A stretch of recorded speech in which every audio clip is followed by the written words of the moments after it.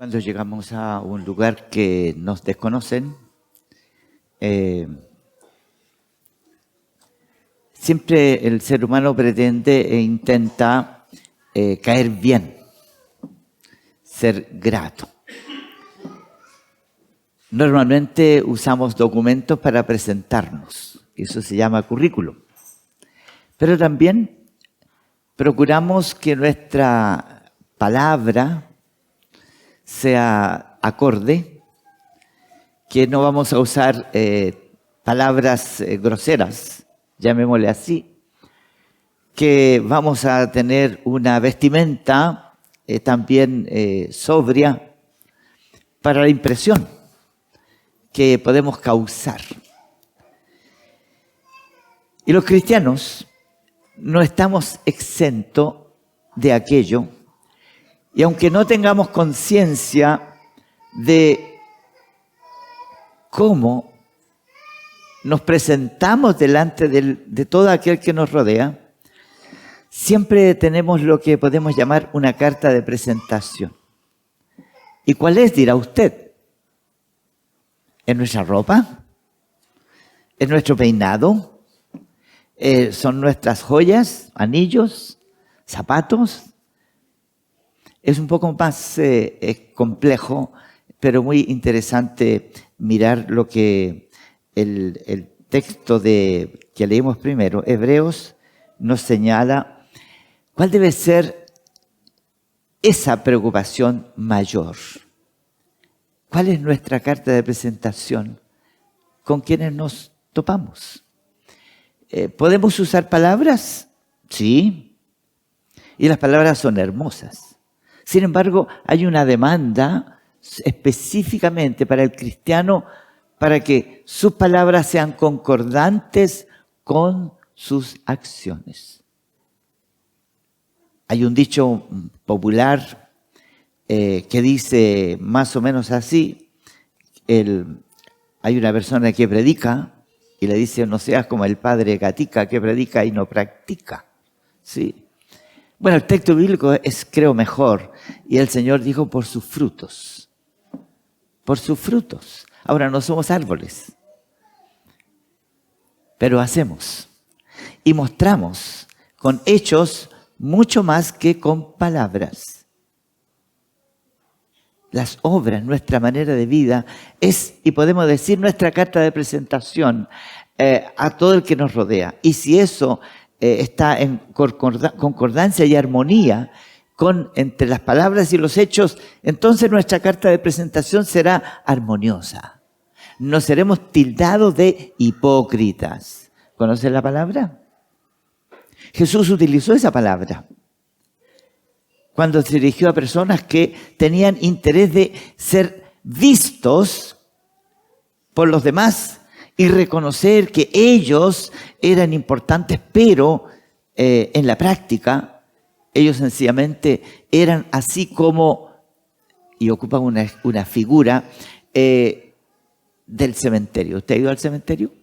Yo creo que más de alguno de nosotros ha ido más de una vez.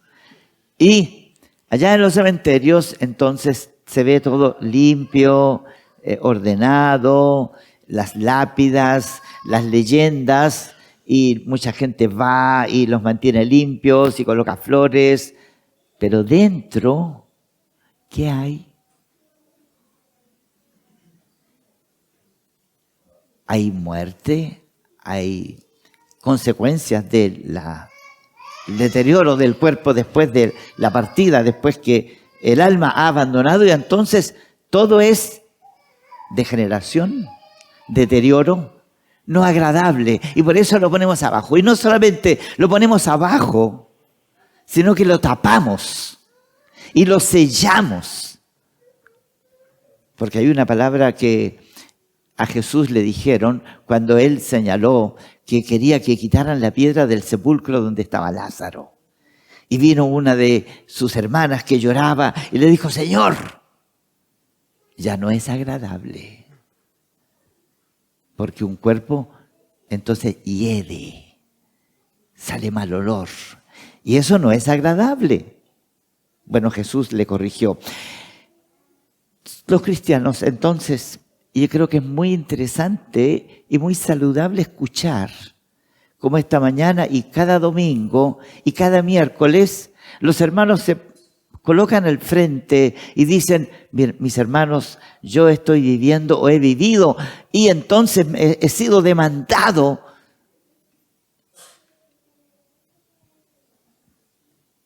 por causa de mi fe, o he perdido y estoy entonces enfrentando las consecuencias y las personas me van a mirar cómo reacciono.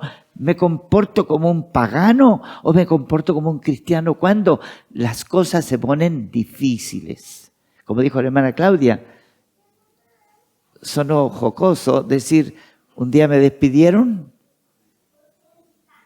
y prácticamente, no sé si dijo al otro día o en la tarde, me restauraron o me contrataron de nuevo. Ahora, yo no sé si lo que pasó más o menos fue así.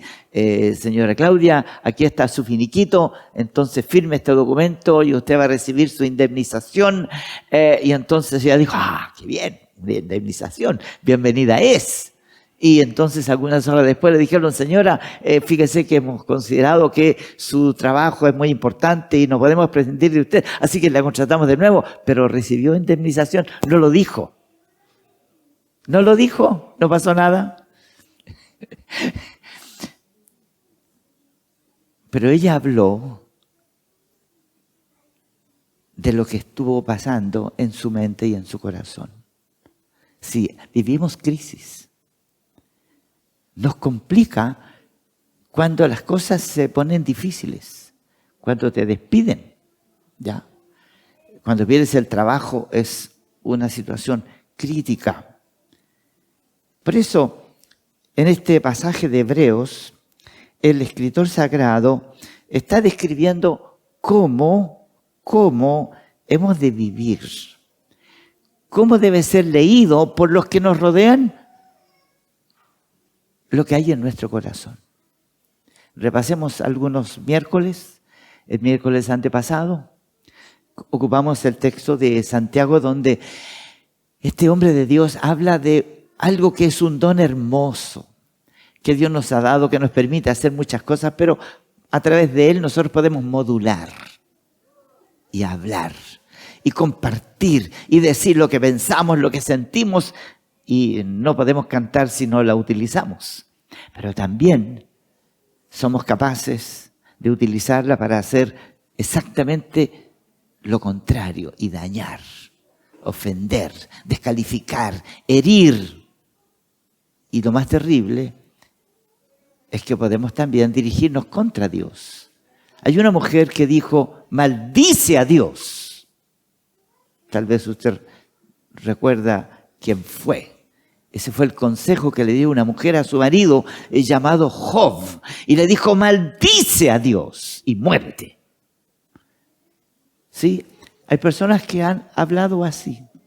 Y entonces cuando habla así alguien, uno puede tener la certeza de que ese no es un temeroso de Dios, porque un temeroso de Dios no se atrevería a utilizar esos términos, o que otros han puesto así desafíos: si existes, que me caiga un rayo y me mate. ¿Dios podría hacerlo? Sí. Desafiar a Dios no es recomendable ni agradable.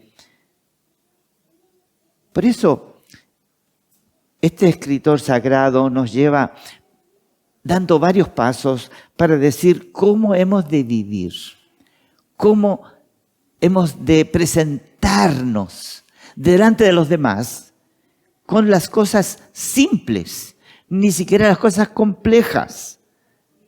Sean vuestras costumbres, pero va a hablar específicamente de bienes. Sean vuestras costumbres sin avaricia.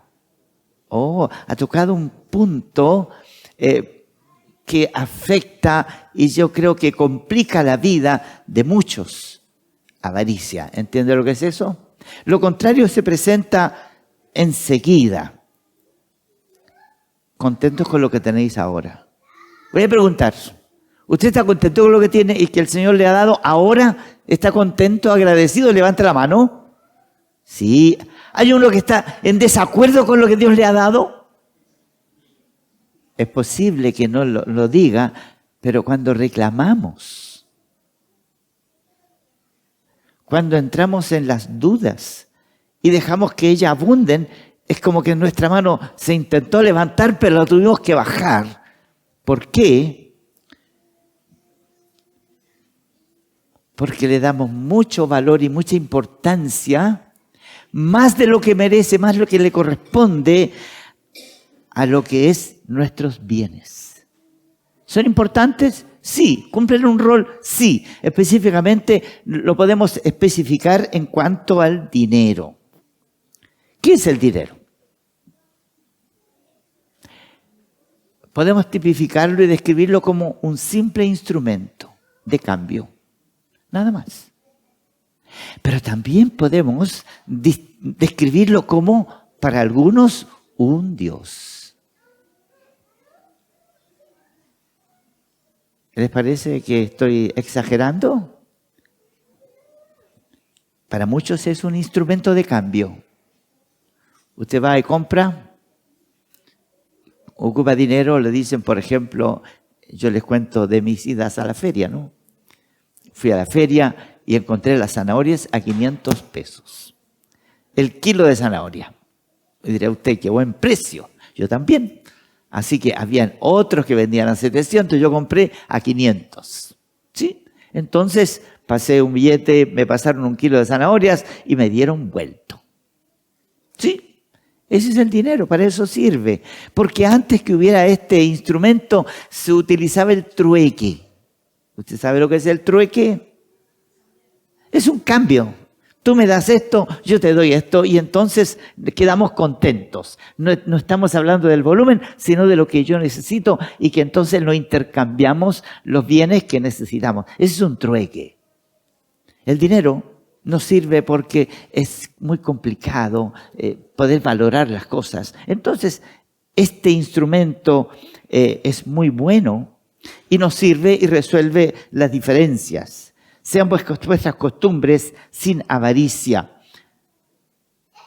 Y podemos decir que este texto tiene dos áreas y vamos a considerar primero la primera frase. Sean vuestras costumbres sin avaricia. Y la palabra que sigue es contento con lo que tenéis ahora. ¿Por qué el Escrito Sagrado dice estas frases, estas palabras? Sean vuestras costumbres sin avaricia, estén contentos. ¿Por qué? Porque todo lo que tenemos, todo lo que sabemos, todo lo que podemos decir es mío, me fue dado. Usted puede decir que lo compré. Sí. ¿Lo compraste con qué? Con el trabajo que Dios te dio, con la sapiencia que Dios te dio a adquirir y tú la ocupaste para desempeñar tu trabajo y entonces recibiste una remuneración y entonces lo que aprendiste que Dios te dio. ¿Y qué es lo que aprendiste? Nada más que aprender cómo funciona el mundo que Dios creó. Y allí nos desempeñamos y recibimos una remuneración por aquello. Así que todo lo que en un sentido tenemos, lo que nos echamos a la boca, que es tal vez lo más habitual, lo que nos aflige, nos preocupa más. ¿Qué voy a comer? ¿Qué voy a comer mañana? Y entonces les cuento lo que yo voy a comer mañana. ¿Quieren saber? Cuando yo voy a decir lo siguiente, una hermana me va a decir, pastor, compré una sierra así. ¿Usted cree que estoy exagerando? No. Pero ayer sufrí una decepción. Yo pensé que íbamos a tener más sentados a la mesa. Y me dicen que no va a ir ni este, ni este. ¿Y qué hago con la sierra? Dije yo. Vamos a tener que utilizarla otro día. Ya no fue ayer, va a ser para hoy, pero igual faltan comedores, como llamo yo. Si a mí me gusta la palabra comedores. Sí, comensales. Y Usted dirá, pastor, ¿dónde encontró ese tremenda pez? Bueno, lo encontré en la feria. Y lo pesaron. Dije, ¿podría pesármelo? Sí, yo pagué un valor por ese pez, pero el pez lo crió Dios. Sí, yo pagué el trabajo de el que lo trajo, el que lo limpió, me lo preparó para algo especial, y entonces el pescador que lo trajo, pero el pez me lo dio Dios. Y lo voy a disfrutar. Así que estoy contento. Usted podrá decir, pastor, usted no quiere más. No, estoy más que suficiente. Voy a tener pez por 3 días. Así que estoy contento. No tengo ninguna avaricia por aquello. Estoy contento con lo que Dios me ha dado. El otro día se me acabó el Quaker y estaba triste. No, estoy acostumbrado a comer Quaker. Bueno, se acabó, pero pude comprar. Sí, mis hermanos, cuando la Biblia nos habla de lo que tenemos, es simplemente lo que Dios nos da. Y lo que Dios nos da debe ser más que suficiente. Yo no sé si a usted le gusta comer lo mismo todos los días. Los israelitas comieron por 40 años lo mismo prácticamente todos los días. ¿Usted sabe eso? Comieron maná y comieron codornices. Tal vez el primer día, cuando es una novedad, decir, oh, pero qué bien. Pero después al otro día, y al otro día, y al tercero, y a la semana, y al mes, y al año, y se repite. Yo creo que como que empezamos a decir, oye, Señor, ¿podrías cambiar? Bueno, el maná se podía trabajar de diferentes maneras, pero por 40 años comieron maná. Si no lo recibían, ¿usted sabe cuál? Y no lo comían, ¿cuál era la consecuencia? Se morían. Sencillamente morían de inanición. Había un momento, mis hermanos, que me causó una impresión grande cuando el Señor le dijo, ante el reclamo de que solamente estaban comiendo maná, podrían darnos carne, dijeron. Estamos cansados del maná, porque se cansaron rápidamente del maná. Y entonces dijeron, ¿podría darnos carne? Y el Señor a Moisés le dijo, sí, mañana va a comer carne. Y Moisés dijo y se rascó la cabeza, no se sacó ningún pelo. Pero, ¿de dónde? ¿De dónde vamos a sacar? Aunque nos comamos todos los animales que tengamos, no va a ser suficiente. O va a ser suficiente para un día, pero al día siguiente vamos a volver lo mismo. Moisés es un hombre que también se hacía preguntas y se molestaba muchas veces por las palabras que Dios le decía, porque le parecían inverosímiles. Pero tal como dijo, al otro día comieron carne y no fue de vacuno, ni de oveja, ni de cabrito, ni de camello. No, fueron aves tiernas. Usted distingue entre una gallina, un pollo broiler y una gallina ponedora. ¿Usted distingue esos tipos de aves? La gallina ponedora es un animal viejo, flaco, que prácticamente consumió su vida y su fuerza en poner huevos, así que tiene poca carne y es dura. Imagínense comer aves tiernas todos los días. Pero mis hermanos, cuando hablamos de sean vuestras costumbres sin avaricias, creo que también debemos tener en nuestra mente para qué el Señor nos da lo que nos da. ¿Para qué crees tú? ¿Es para acumular? Leímos recién ese relato de Jesús en respuesta a un planteamiento allá en el Evangelio de Lucas, que leyó nuestro hermano. Un hombre levantó una cuestión a Jesús en su ministerio y ya lo leímos recién.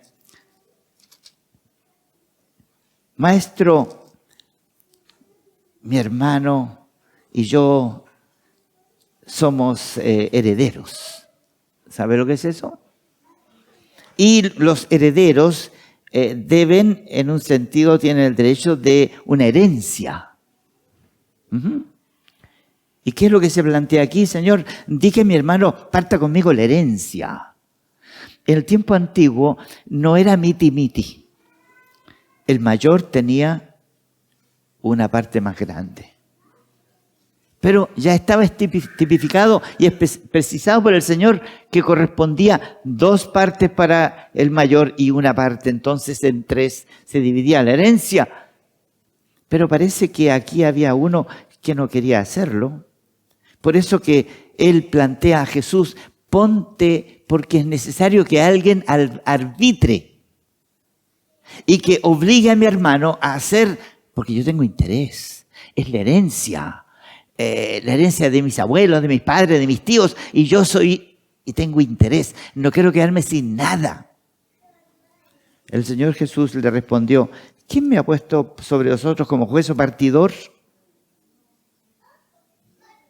Y entonces guardaos de avaricia, dice el Señor, porque la vida del hombre no consiste en los bienes que posee. La vida del hombre no es para estar pensando en acumular. ¿Para qué? ¿Para qué el Señor nos da lo que nos da todos los días? ¿Solo para pensar en mí? Hoy día muchas veces pueden pasar por su casa personas o instituciones que plantean que hay necesidades. ¿Sí? ¿Hay hambre en algunos hogares? ¿Han llegado a su puerta? De hecho, ¿usted podría ayudarnos con algo? Es cierto que algunas personas pueden estar mintiendo, pero viene alguien y te pide ayuda. ¿Qué es lo que tú debes hacer? ¿Cerrar la puerta y decir no tengo? En el Antiguo Testamento, Abraham recibió unas visitas muy interesantes. Y cuando él vio esas visitas, lo primero que hizo fue correr y pedir que se preparara lo mejor, lo más tierno, rápido, para agasajar a sus visitas. ¿Y saben? Él era visitado por nada menos que ángeles. Y me atrevo a decir que más que un ángel estaba con él. En el Antiguo Testamento, el ángel del Señor, el ángel de Dios era nada menos que la segunda persona de la deidad, Dios mismo. ¿Sí? Compartió. No es que Abraham era pobre, pero Abraham estaba listo a compartir. Y acá entonces el Señor cuando habla, guardaos de toda avaricia, porque la vida del hombre no consiste en la abundancia de los bienes que posee. Y entonces acá tenemos una historia muy cercana de su día y que podíamos mirarla en nuestro día. ¿Cómo viven algunas personas? ¿Cuál es su interés primario, fundamental? ¿Para qué viven? Entonces este hombre, dice Jesús, tenía muchos bienes y su heredad había producido mucho, pero no estaba contento. Y entonces era tanto que lo único que pensaba era guardar para sí, guardar para sí. ¿Usted sabe cuánto puede comer una persona en un almuerzo? Ayer la Lili me sorprendió porque llegó de visita y traía unas empanaditas. Eso estaba fuera del menú. Y entonces yo le pregunto, ¿cuántas empanadas usted se puede comer? ¿Se puede comer 10? Depende, ¿no es cierto? Porque son esas chiquititas así, claro. Pero si son grandes, ¿cuántas se puede comer? 2, 5. Mire bien, ¿ah? Ya sabe, hermana Camila, 5. Nunca piense en menos. 5. Bueno, Lili dijo, estas 2 empanaditas van a ser para el Tomás que está enfermo. Y cuando volvimos, después de una compra, faltaba una. O sea, alguien, un misterio, estamos investigando, se comió una empanadita para el pobre Tomás.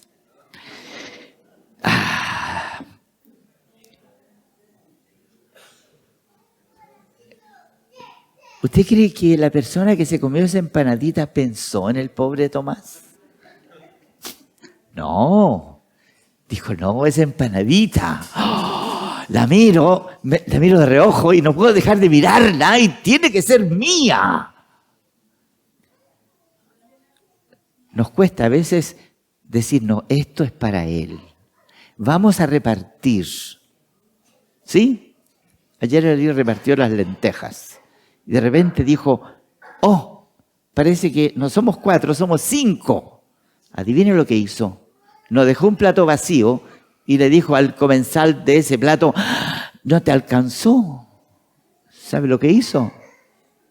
A todos los otros platos le sacó un poquito y entonces a todos nos tocó un poquito menos. ¿Sí? El Señor nos da, y una de las razones para darnos, y muchas veces más de lo básico y esencial, es para compartirlo. Es fácil compartir con nuestra familia, con los que compartimos diariamente, pero este hombre no pensaba en eso. Dijo sencillamente, voy a seguir acumulando para mí, no pienso en nadie más. Y en su día, en los días de Jesús había pobres, ¿sabía usted? Había muchos pobres. Y Jesús afirmó que no iban a dejar de haber pobres. Y él era uno de esos. ¿Usted sabe que a Jesús lo podemos tipificar como pobre? Tenía casa, tenía un terrenito, tenía una pensión. No tenía nada. Era el hombre tal vez más pobre en la tierra y que vivió para ministrar y servir a los demás. No dejó un libro escrito que podía haber vendido, un éxito mundial. Se habría hecho riquísimo. Pero no. Él siendo rico, dice el texto bíblico, se hizo pobre. Él vino de la gloria hasta nosotros. Y vivió entre nosotros. ¿Sabe lo que significa que Él viviera entre nosotros? Vivir como pobre. Aquí no hay ningún menesteroso al extremo. Él vivió como pobre. Dice que no tenía un lugar propio de decir dónde voy a poner la cabeza para dormir. Las aves tienen nidos. Y los animales guaridas. El Hijo del Hombre no tiene.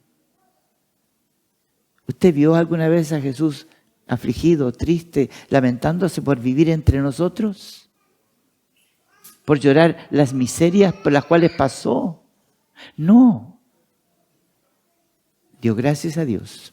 Pero vino y vivió entre nosotros. Él sabe lo que es ser pobre, lo que es no tener. Pero también sabe lo que hay personas que tienen mucho. Y por eso me encanta la transformación que Él provocó en un hombre llamado Zaqueo. Cómo el Señor, con una visita, con palabras, cambió el corazón de Zaqueo.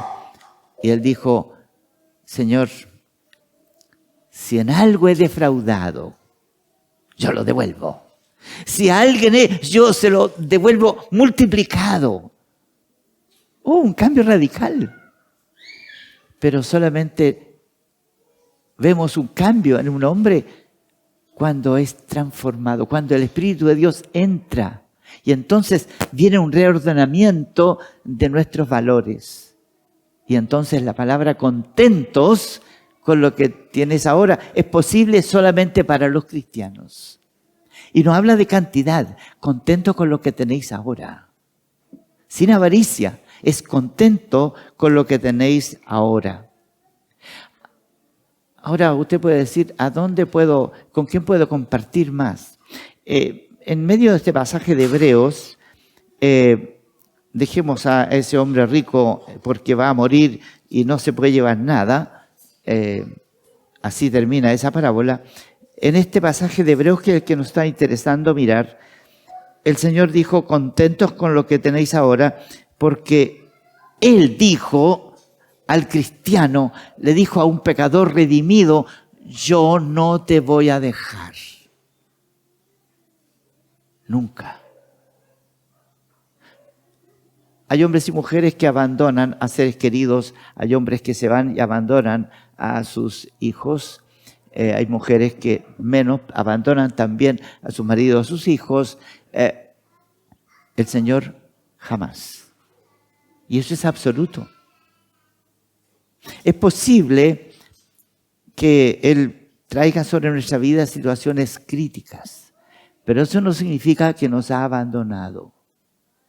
Y ha prometido y garantizado que Él puede traernos a situaciones críticas, pero también proveerá soluciones para nuestro bien, siempre para nuestro bien. Aún la disciplina. Sean vuestras costumbres sin avaricia, contentos, porque Él dijo, y solamente, tengamos esta palabra, solamente un hijo de Dios puede vivir y puede expresarse, estoy contento con lo que el Señor me da, estoy satisfecho y comparto. Si bien es cierto, leí este comentario y me pareció pertinente, porque más adelante va a hablarnos, o también nos dijo que hay presos que están en problemas y nosotros no tenemos acceso a ellos. Por eso dice en el verso 2, acordaos de los presos. Y sabe usted que hay iglesias que están abocadas a ir hacia este grupo étnico de personas que está en problemas, está en la cárcel. Hoy día la cárcel puede ser dura para algunos, pero hoy día el que está preso tiene comida, sí, medianamente buena, no voy a calificar, pero está preso. En el tiempo cuando este libro fue escrito, los presos prácticamente no tenían derechos. Y si se morían de hambre no importaba a nadie. Bueno, si usted quiere compartir, también puede hacerlo y ayudar a instituciones que ayudan a los presos, a iglesias. Hay instituciones que piden ayuda para ir a los niños que están con mucha hambre en otras partes. Sí, podemos compartir. Podemos compartir. Creo que cuando el Señor nos dice, estén sin avaricia, es decir, no piensen ustedes solamente, si les doy, es para que lo administren, no para que lo guarden, para que lo compartan, para que esta sea, en un sentido, su carta de presentación, como yo, dice Jesús. Para que me conozcan en ustedes a mí. En esto conocerán que sois mis discípulos, lo comentó el Señor en el Evangelio de Juan. En esto conocerán que ustedes son mis hijos. En que van silenciosamente, sin aspavientos, y pueden aportar y ayudar a aquel que está en sus dificultades. Porque nuestras necesidades, mis hermanos, no son las que deben llenar nuestra inquietud, nuestra preocupación. De nuestras necesidades se encarga Él. Y por eso es que tienes lo que tienes. Porque viene de parte de Él. Y no te da más. Hay un peligro en tener más. Hay un gran peligro en tener más. Y es muy saludable, si se puede decir, tener menos. Tener más. El gran peligro, y la historia bíblica lo expresa, cuando tenemos más, como que pensamos que ya no dependemos de Él. Como que ya no lo necesitamos. Y que porque tenemos en el bolsillo, o porque tenemos una profesión, o porque tenemos un departamento, o lo que sea, ya. Esa es una gran trampa. Por eso vamos a encontrar pasajes y declaraciones como esta: Señor, no me des más. Incluso podríamos y deberíamos decir: Señor, dame un poco menos, para que nunca pierda de vista que yo dependo de ti. mi mano de diferentes maneras y que yo debo estar contento y agradecido de lo que Él me brinda en su gran misericordia. Sí, no debemos olvidar que estamos de paso. No voy a contarles una historia de un hombre que le dijo a su esposa que dejara todos sus bienes en una ollita y todos sus valores, porque cuando él partiera, él se iba a llevar. Bueno, la verdad es que nadie que sale de este mundo se lleva nada. Pero va a llegar esa hora. Por eso Jesús en esa parábola dice, mira, que el tiempo y que tu vida no es para acumular bienes. Porque la vida pasa muy rápido y termina. Y lo que viene después es muy, muy, muy largo. ¿Cuánto tiempo nos queda? ¿Cuánto tiempo te queda? La hermana dice que ya le queda poco. Eso lo sabe el Señor. Puede que a ti te llame primero, no lo sabemos. Pero debemos tener en mente que vamos a partir. Y vamos a partir delante de Dios y tendremos que dar cuenta también. ¿Qué hicimos? ¿Qué hicimos con lo que Dios nos dio? ¿Le honramos? ¿Pensamos en los demás?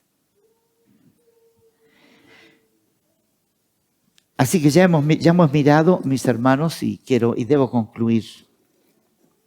Vuelvo a repetir, solo los cristianos pueden vivir de esta manera.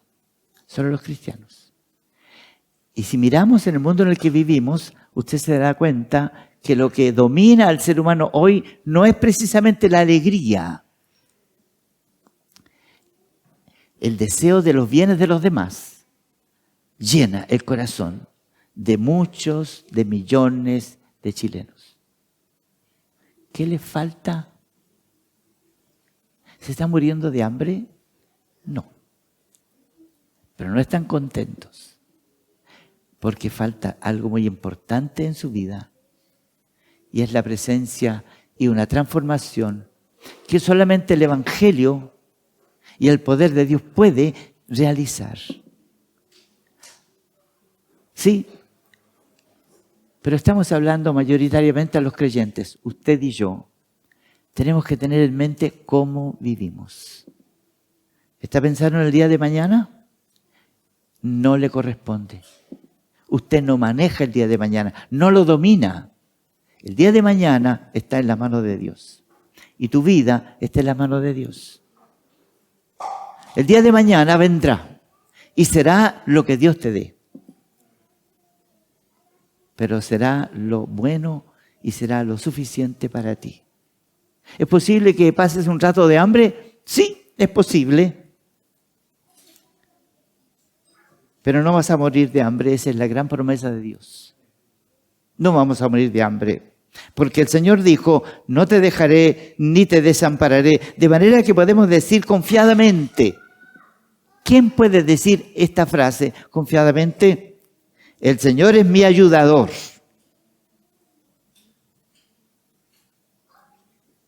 ¿Quiere ponerse de pie quien declara esto hoy día?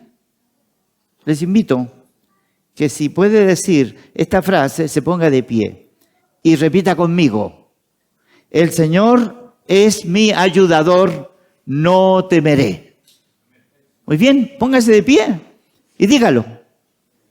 Como cristiano, como creyente, repítalo. El Señor es mi ayudador, no temeré. Repitámoslo.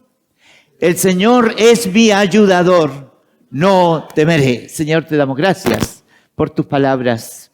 Somos, como se ha repetido esta mañana, objeto de tu misericordia, objeto de tu gracia. Nos has creado y no solamente dejaste que viviéramos en nuestra miseria de rebelión, sino que nos redimiste y nos hablas y nos haces saber qué es lo que está pasando en nuestra vida. Estamos en tus manos.